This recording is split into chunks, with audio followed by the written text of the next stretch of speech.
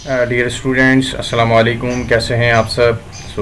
आज हम एक और वीडियो को डिस्कस कर रहे हैं जिसमें हम ऑलमोस्ट 10 एमसीक्यूज़ को डिस्कस करेंगे जो कि ई कैट के टेस्ट से रिलेटेड हैं।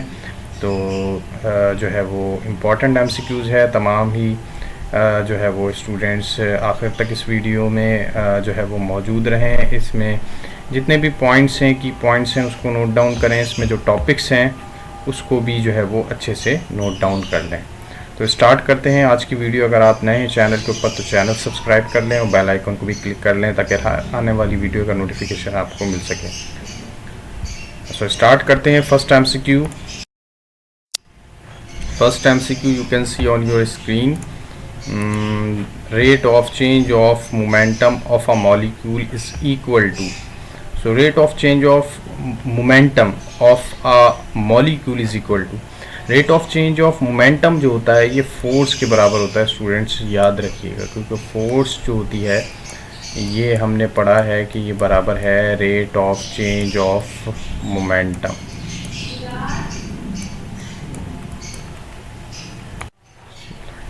Next MCQ, you can see on your screen the wavelength and time period T are related to the velocity V, the velocity V, the wave as।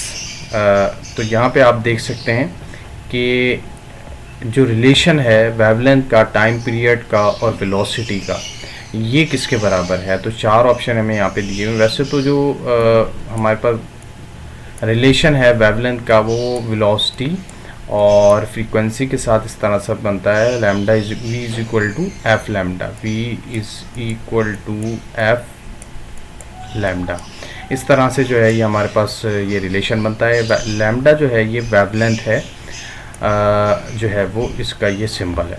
अब अगर यहाँ से चूँकि हम ऑप्शन देखें तो ये लैम्डा जो है यानी कि वेवलेंथ, ये जो है इसको हमने किसके बराबर करना है। तो पहले अगर यहाँ से हम फ्रीक्वेंसी को डिवाइड कर देंगे तो ये v डिवाइडेड बाय f हो जाएगा। बट यहाँ पे टाइम पीरियड का कहा गया है तो फ्रीक्वेंसी जो है वो रेसिप्रोकल होता है टाइम पीरियड के। सो लिहाजा यहाँ पे हम इस तरह भी लिख सकते हैं v मल्टीप्लाई t या फिर t मल्टीप्लाई b। तो ये हमारे पास इसका रिलेशन मिल जाएगा। So C option is correct.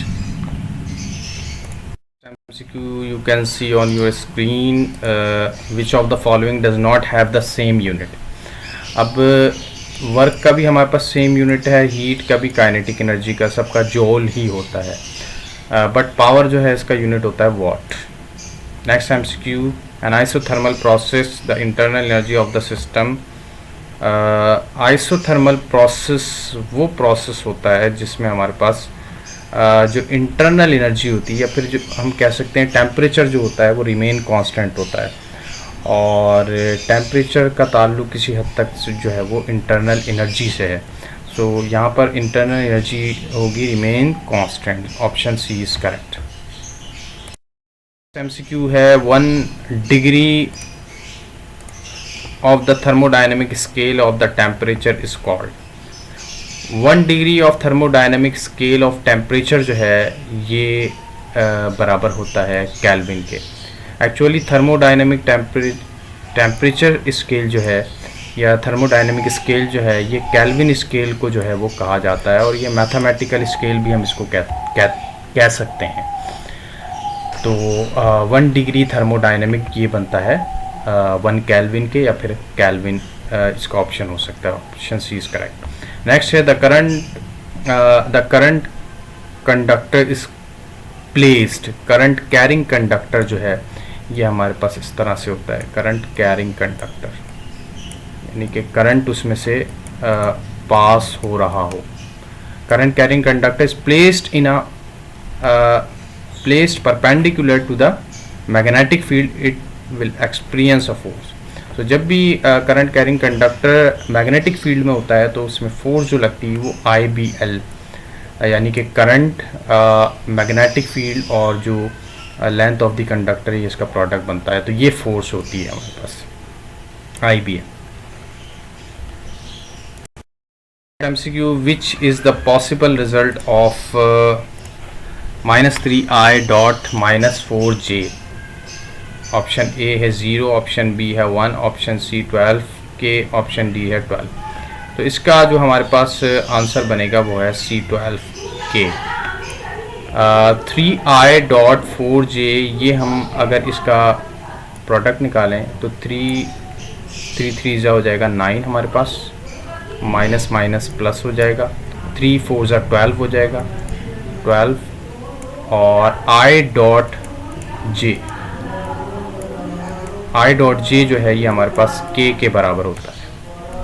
तो 12 k जो है ये हमारे पास आंसर होगा, option C is correct. Next है which one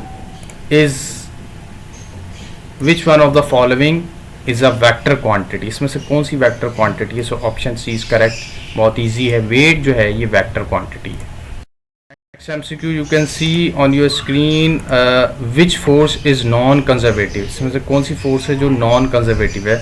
so friction force is non conservative, क्योंकि फ्रिक्शन जो है वो पाथ के ऊपर डिपेंड करती है। नॉन कंजर्वेटिव फोर्स वो फोर्स होती है जो पाथ पे डिपेंड नहीं करती, इंडिपेंडेंट ऑफ पाथ होती है। तो ग्रेविटेशनल फोर्स, इलेक्ट्रोस्टैटिक फोर्स और मैग्नेटिक फोर्स ये तमाम ही कंजर्वेटिव फोर्स हैं। First law of thermodynamic is consequences of conservation of. So first law of thermodynamic is the consequences, ये कॉन्सिक्वेंसेस है वर्क का, एनर्जी का और हीट का, यानी कि इसमें कंजर्वेशन ऑफ जो है वो हीट होती है, एनर्जी और वर्क होता है, इन्हीं तीनों का ही रिलेशन है। So option D is correct.